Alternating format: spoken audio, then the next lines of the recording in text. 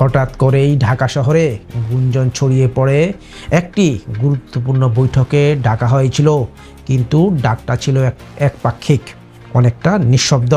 সেই বৈঠকেই মঞ্চে ছিল সংকটের রূপরেখা, আর অনুপস্থিত ছিল দেশের সবচেয়ে গুরুত্বপূর্ণ রাজনৈতিক ইঙ্গিত।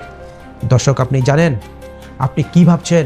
এই বৈঠকে কি এমন ছিল যে মির্জা ফখরুল পর্যন্ত বলে উঠলেন, যদি ঘন ঘন মত বিনিময় হতো তাহলে হয়তো এভাবে পরিস্থিতি হাতছাড়া হতো না। আজকের এই ভিডিওটি কেবল এক বক্তব্য বিশ্লেষণ না, এটা একটা গভীর রাজনৈতিক প্রেক্ষাপট, যার পেছনে লুকিয়ে আছে ক্ষমতার কেন্দ্রের নিঃসঙ্গতা, মাঠশূন্য রাজনীতি আর সমন্বয়ের অভাব। এই ভিডিওটা পুরোটা কেন দেখবেন দর্শক? প্রথমত আপনি জানবেন ক্ষমতার পেছনের অদৃশ্য বৈঠকগুলো কতটা গুরুত্বপূর্ণ। দ্বিতীয়ত বুঝতে পারবেন কেন মাঠের রাজনীতি আজ নিস্তব্ধ। তৃতীয়ত জানবেন রাজনৈতিক সংকট আসলে কোথা থেকে শুরু হয়েছে আর কে এখনো তা বুঝেও চুপ করে আছেন। আর ভিডিওর একবারে শেষে এমন একটা তথ্য আছে যেটা শুনে আপনি চমকে যাবেন। এটা শুধুই রাজনৈতিক গল্প নয়, বরং এটা এক বিশাল রাজনৈতিক পরীক্ষার লুকোনো উত্তর। তাই পুরো ভিডিওটা শেষ পর্যন্ত দেখুন। আর মূল আলোচনায় যাওয়ার আগে আমাদের ফেসবুক পেজে ফলো দিয়ে দিন আর ইউটিউব চ্যানেলটা সাবস্ক্রাইব করে রাখুন, এমন আরেকটা ঘটনাও আপনার চোখ যেন এড়িয়ে যেতে না পারে।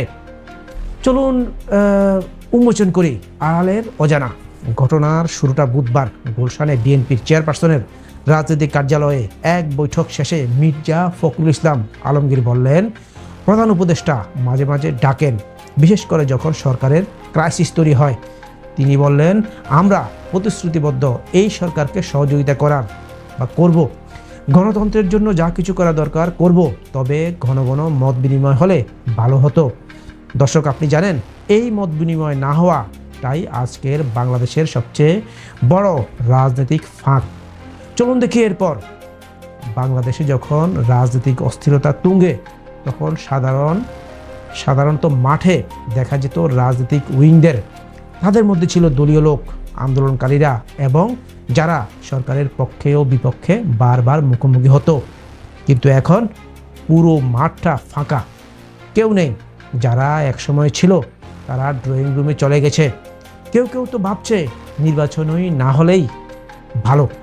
সরকার আজ মাঠে একা, আর তার বিপক্ষে থাকা শক্তিগুলো নিজেদের হিসাব নিকেশে ব্যস্ত। চলুন জানি এরপর। এই ফাঁকটাই আজকে সমস্যার মূল। শেখ হাসিনা আওয়ামী লীগ মাঠে থাকে, সক্রিয় থাকে, সরকারকে রাজনৈতিকভাবে সাপোর্ট দেয় বা দিয়েছিল, কিন্তু প্রধান উপদেষ্টার পাশে এমন কেউ নেই।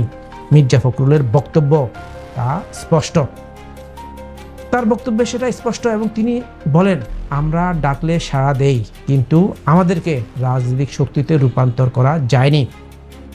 অর্থাৎ সরকারকে রক্ষা করতে মাঠে কেউ নেই, শুধু বৈঠক, কিন্তু কোনো বাস্তব কৌশল নেই। এক ধরনের রাজনৈতিক নিঃসঙ্গতা তৈরি হয়েছে। চলুন দেখি এরপর কি জানা যায়। নাগরিক ঐক্যের মাহমুদুর রহমান মান্না বলছেন, প্রধান উপদেষ্টা মাঝে মাঝে ডেকে শুধু শুনেন, কিছু বলেন না, হেসে বিদায় দেন। এটা কেবল দৃষ্টিভঙ্গির দুর্বলতা না, বরং দূরত্ব তৈরি করছে। রাজনৈতিক দলগুলো অনুভব করছে তারা গুরুত্ব পাচ্ছে না। ফলে এক পক্ষ চাইছে দ্রুত নির্বাচন, আরেক পক্ষ চাইছে প্রলম্বিত হোক, যেন আরও সময় পাওয়া যায় নিজেদের অবস্থান গুছিয়ে নিতে। দর্শক, আমি শুরুতেই বলেছিলাম ভিডিওর শেষে একটা চমক আছে। জানেন সেই চমকটা কি? ডাক, বৈঠক আর মত বিনিময়ের অভাবে সরকার যে রাজনৈতিকভাবে নিঃসঙ্গ হয়ে গেছে, সেটা শুধু দলীয় দৃষ্টিকোণ থেকে বিপজ্জনক না, বরং রাষ্ট্রীয় নিরাপত্তার দিক থেকেও অশনি সংকেত। কারণ যখন রাজনৈতিক শূন্যতা তৈরি হয়, তখন সেই শূন্যতা পূরণ করে অন্য কিছু হতে পারে। তা উগ্রবাদ, অরাজকতা বা বিকল্প ক্ষমতা কাঠামো। আর ইতিহাস বলে এমন পরিস্থিতি কখনোই দীর্ঘস্থায়ী শান্তি আনেনি। তাহলে প্রশ্ন থেকেই যায়, আপনি কি মনে করেন এখনও সময় আছে রাজনৈতিক দলগুলোর মাঝে ঘন ঘন মত বিনিময়ের মাধ্যমে সংকট সমাধানের? আপনি কি বিশ্বাস করেন এই নীরব বৈঠকগুলোতে আর একটু আন্তরিকতা থাকলে বাংলাদেশ ভিন্ন পথে যেতে পারত? আপনার মতামত আমাদের জানান কমেন্টে, ভিডিওটি শেয়ার করুন যদি মনে করেন এমন বিশ্লেষণ এখনকার প্রেক্ষাপটে দরকার। দেখা হবে পরের ভিডিওতে নতুন এক রহস্যের সঙ্গে। ভালো থাকুন, নিরাপদ থাকুন। আজ এ পর্যন্তই। আসসালামু আলাইকুম।